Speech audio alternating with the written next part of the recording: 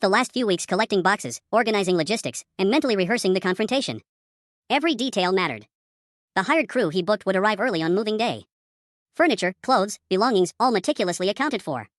He even planned the photos he would share with her at the perfect moment, the ones that would end the charade entirely. Meanwhile, Laura went on, living her double life. She thought she was in control, having fun, thinking about her ex while Jake silently orchestrated the final act. Every night out, every whispered excuse, every lie she told, it only strengthened his resolve. The apartment itself became a stage. Every piece of furniture, every book, every photograph, carefully noted. Nothing would be left to chance. By the end of this period, Jake was calm, collected, and ready. The weeks of emotional restraint, quiet observation, and planning had turned into a weapon. Some storms don't announce themselves, they arrive quietly, then devastate everything in their path. Moving day arrived like any other morning.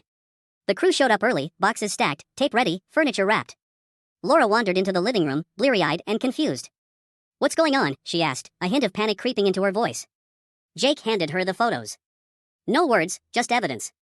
The betrayal was laid bare in vivid detail, laughter, closeness, wine stains, the proof of her unfaithfulness. Her face turned pale. She opened her mouth to speak, but the reality of the situation silenced her. Then the landlord, calm but firm, stepped in.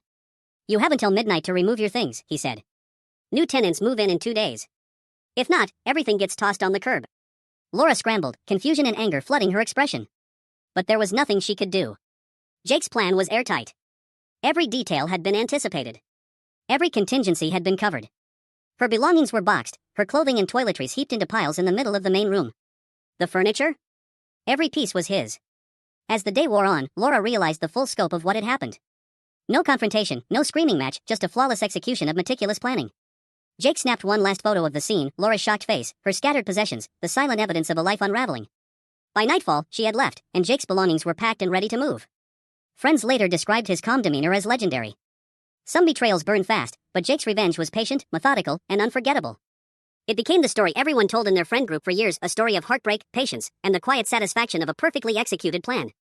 Revenge isn't always loud, sometimes it's the silent, perfect execution that leaves the deepest scars.